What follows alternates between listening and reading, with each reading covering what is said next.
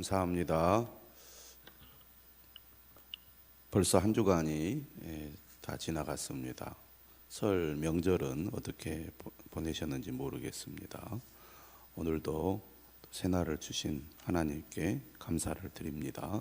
토요일 아침 우리에게 주시는 하나님의 말씀은 누가복음 13장 22절에서 35절 말씀입니다.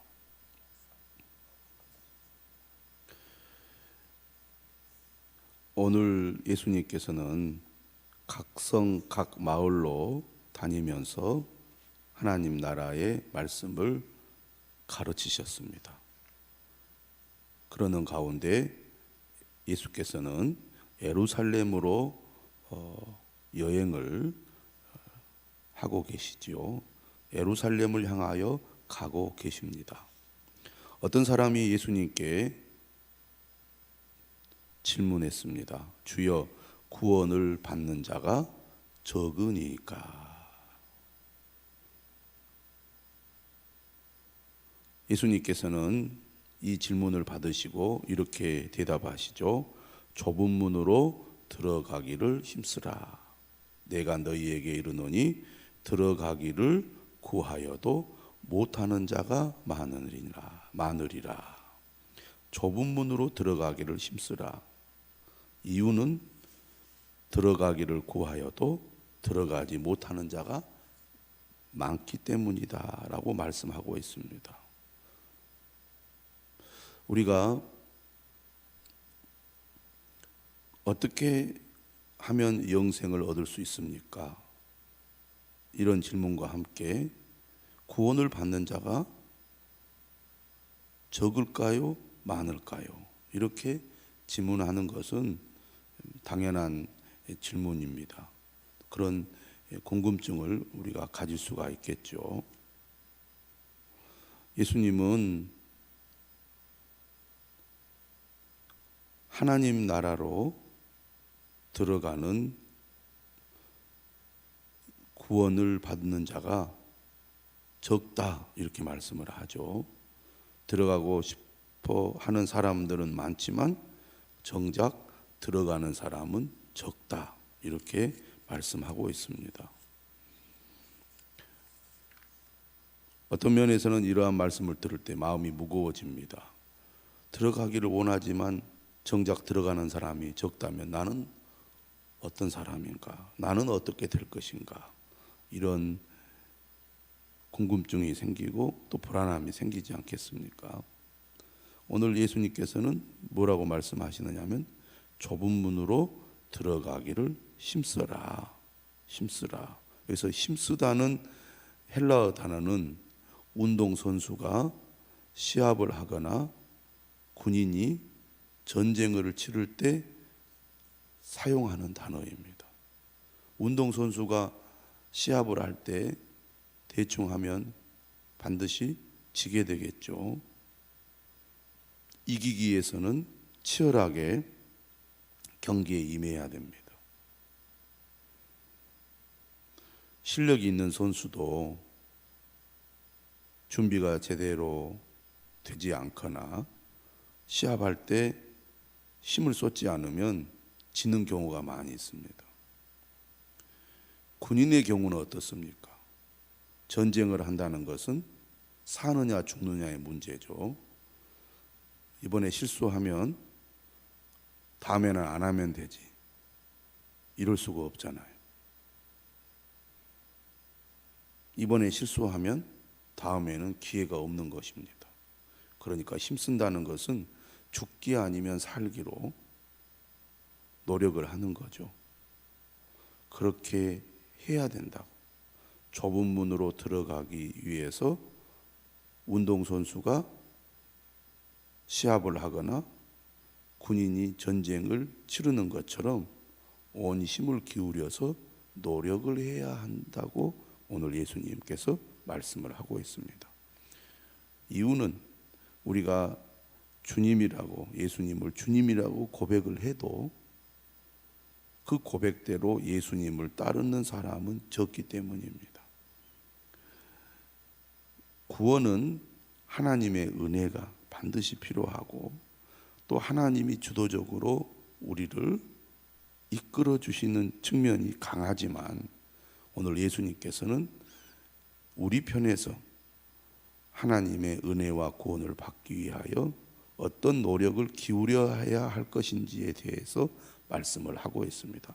나는 그냥 가만히 있으면 하나님이 알아서 해주는 것처럼 우리가 오해하는 경우가 있는데, 주님을 따르는 길은 좁은 문으로 들어가는 것과 같다는 얘기입니다. 우리의 노력, 우리의 희생, 우리의 순종이 필요한데 적당히 대충 해서 될 일이 아니라 힘을 써야 한다는 것입니다. 왜 그렇게 힘을 써야 합니까? 좁은 문은 도대체 무엇을 의미합니까? 좁은 문으로 들어가라. 예수님께서는 누가복음을 통해서도 좁은 문에 대한 말씀을 많이 하셨습니다. 실제로 주님을 따르는 일이란 자기를 부인하고 자기 십자가를 지고 주님을 따르는 거잖아요. 이러한 일이 바로 좁은 문으로 들어가는 것입니다. 마음을 다하고 힘을 다하고 뜻을 다하고 목숨을 다하여 하나님을 사랑하라. 그리고 이웃을 제 자신과 같이 사랑하라. 하나님과 이웃을 자기 전부를 내어주어 사랑하라고 주님 말씀하십니다. 또 하나님 나라에서 큰 자는 높은 자리가 아니라 낮은 자리를, 으뜸이 아니라 나중을 스스로 선택하는 것이라고 말씀하잖아요. 오직 예수님만 내 인생의 통치자로 삼고 그분께만 충성하는 것이라고 말씀하십니다. 좁은 문으로 들어가기를 힘쓰는 것이 구원을 받는 길이라는 말씀입니다. 오늘 예수님은 25절 이하에서 비유를 들었습니다. 좁은 문으로 들어가기를 힘쓰는 것이 무엇을 말하는 건지, 들어가기를 구하여도 못하는 자가 많은 것이 어떤 것인지 말씀하십니다. 비유죠. 집주인이 일어나 문을 한번 닫은 후에 너희가 밖에 서서 문을 두드리며 주여 열어주소서 하면 주인이 어떻게 한다고 말합니까? 나는 너희가 어디에서 온 자인지 알지 못하노라. 그렇게 말하면서 닫은 문을 열어주지 않는다는 얘기입니다. 주인은 때가 되면 하나님의 나라 구원으로 들어가는 문을 닫아버린다는 것이죠. 구원의 기회가 항상 있는 것이 아니라는 것입니다. 구원의 문이 닫힐 때가 온다는 얘기죠.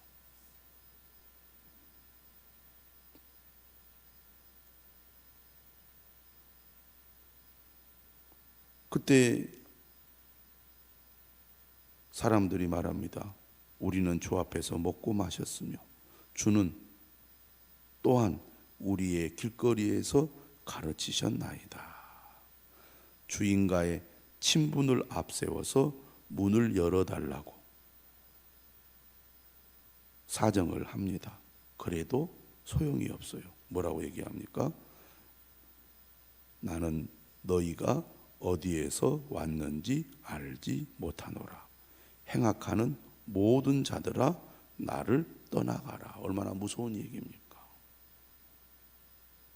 주님 앞에서 먹고 주님이 가르치신 말씀을 들었다고 주장했지만 주인은 모른다고 해버립니다.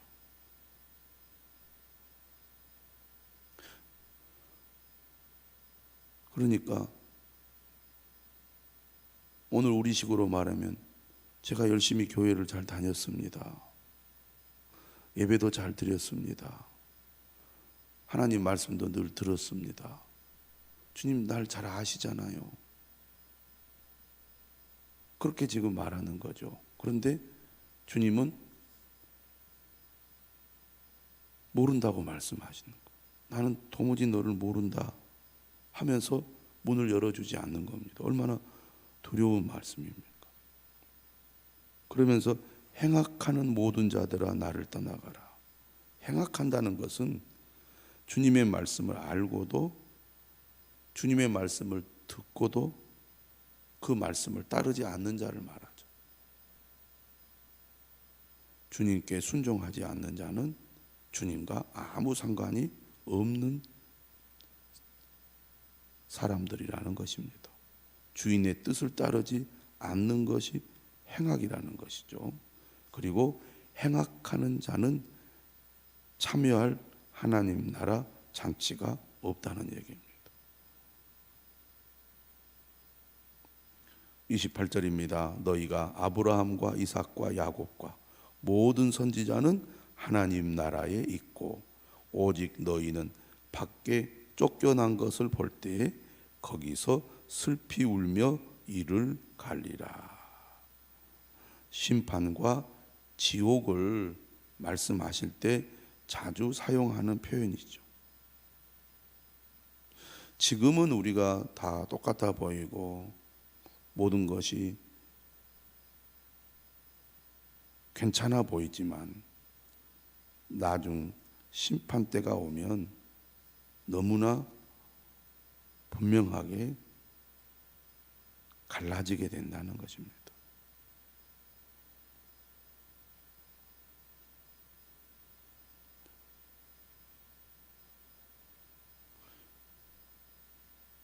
당시에 여기에 해당되는 사람들은 하나님의 말씀을 잘한다고, 우리는 선택받은 사람들이라고 그렇게 자신 있어 하고 또 그렇게 주장했던 당시의 바리새인들이라든지 율법학자들이라든지 종교 지도자들 그리고 유대인들이었을 것입니다. 그런데 오히려 그들은 하나님의 메시아인 그리스도를 거부하고 그를 따르지 않았습니다. 결국 그들은 구원의 기회를 잃어버리게 된 거죠. 하지만 29절이죠.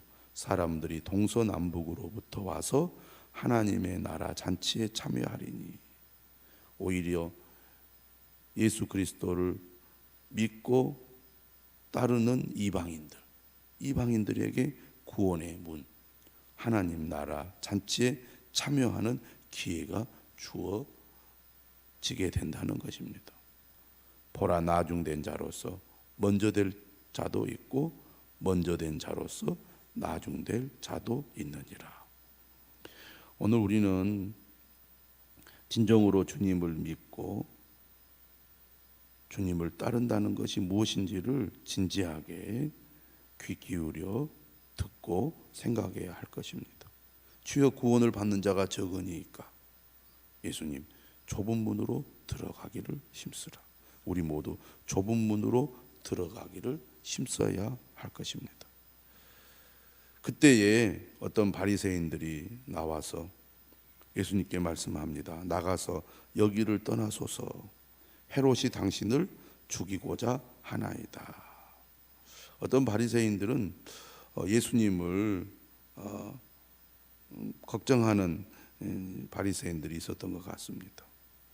지금 이제 돌아가는 분위기나 상황을 보니까 헤롯이 예수님을 죽이려고 하고 있는 것을 그들이 알고 예수님이 빨리 여기를 떠나서 피해야 된다고 예수님께 말하고 있습니다. 그러자 예수님은 32절에서 이렇게 대답하세요. 너희는 가서 저 여우에게 이르되 오늘과 내일은 내가 귀신을 쫓아내며 병을 고치다가 제3일에는 완전하여 지리라 하라. 여기서 여우는 바로 헤롯을 가리킵니다. 헤롯 안티파스죠. 잔인한 왕입니다. 여우는 어떤 의미로 여우라고 불렀느냐면 여우는 파괴적인 특징을 갖고 있죠.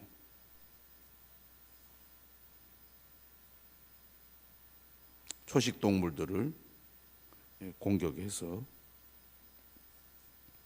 죽이지 않습니까? 하지만 다른 맹수들에 비해서는 위협적이지 않습니다. 사자라든지 비교가 안 되겠죠.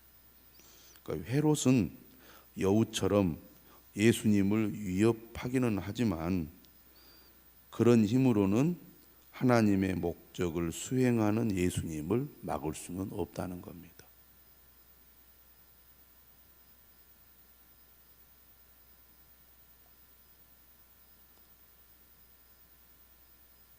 헤롯이 나를 위협하겠지만 헤롯이 내가 하는 하나님의 목적을 막을 수 없다. 나는 어떻게 하겠다고 말합니까? 오늘과 내일은 귀신을 쫓아내며 병을 고치겠다. 오늘과 내일이란 말은 날마다 매일의 활동을 가리키는 거죠. 나는 변함없이 내가 이 땅에 온 목적을 수행하기 위해서 일상의 활동을 멈추지 않겠다, 그런 얘기고, 완전하여지리라 이 말은 의도한 목표를 이룰 것이다. 예수님은 이 땅에 오신 목적을 따라서 매일매일 그 일에 충실하고 결국 예수님께서 그 목적을 이루겠다, 그런 얘기입니다. 그러면서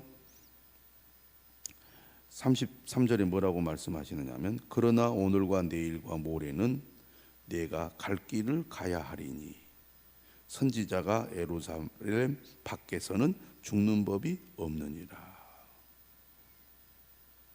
위협에도 불구하고 예수님은 지금 하는 일을 내일도 행하겠다고 말씀하십니다. 그리고 죽음은 목적지인 예루살렘에서 맞이할 것이다. 다시 말하면 헤롯이 나를 죽이는 것이 아니라는 거죠. 죽일 수 없다는 얘기입니다. 나는 나의 목적지인 예루살렘에서 죽게 될 것이다. 그리고 예수님의 죽음은 자신에게 주어진 목표를 이루는 것이기 때문에 비극이 아니다.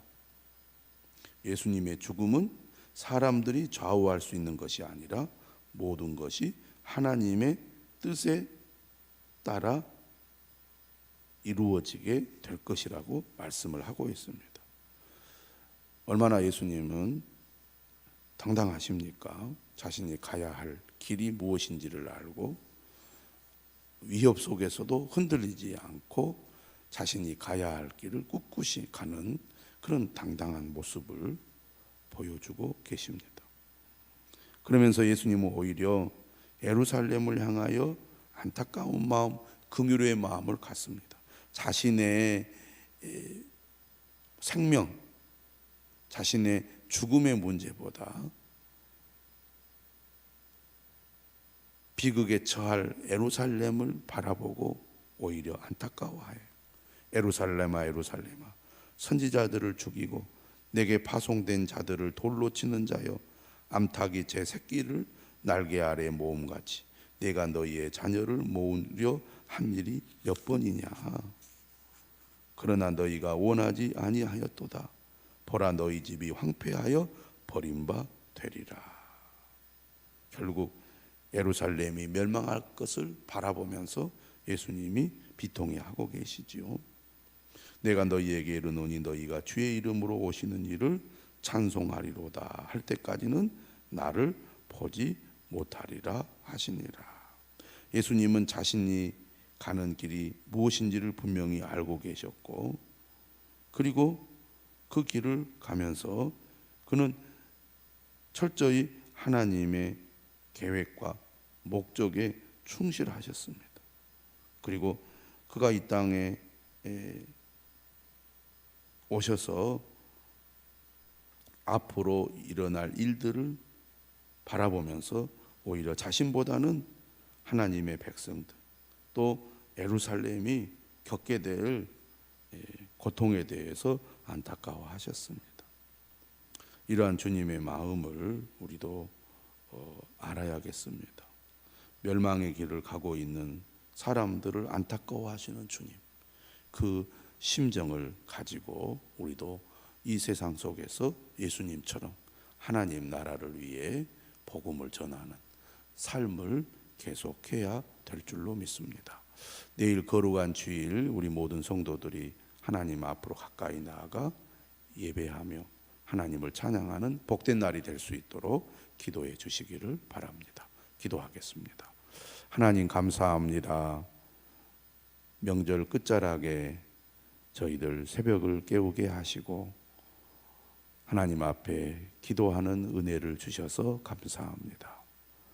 좁은 길로 들어가기를 힘쓰라 주님의 말씀 마음에 새기고 주님을 따르는 길이 좁은 문으로 들어가는 길이지만 그곳에 구원의 길이 구원의 은혜가 있음을 믿고 우리도 예수님과 함께 예수님을 따라 좁은 문으로 들어가는 저희들이 되게 하여 주옵소서. 몸과 마음을 강건케 해주시고 주의 은혜를 더욱 사모하고 내일 거룩한 주일에 하나님께 영광 돌리는 우리 모든 성도들이 되게 하여 주시옵소서. 예수님 이름으로 기도드리옵나이다. 아멘. 하늘에 계신 우리 아버지여, 이름이 거룩히 여김을 받으시오며 나라의 임하옵시며 뜻이 하늘에서 이룬 것 같이 땅에서도 이루어지이다.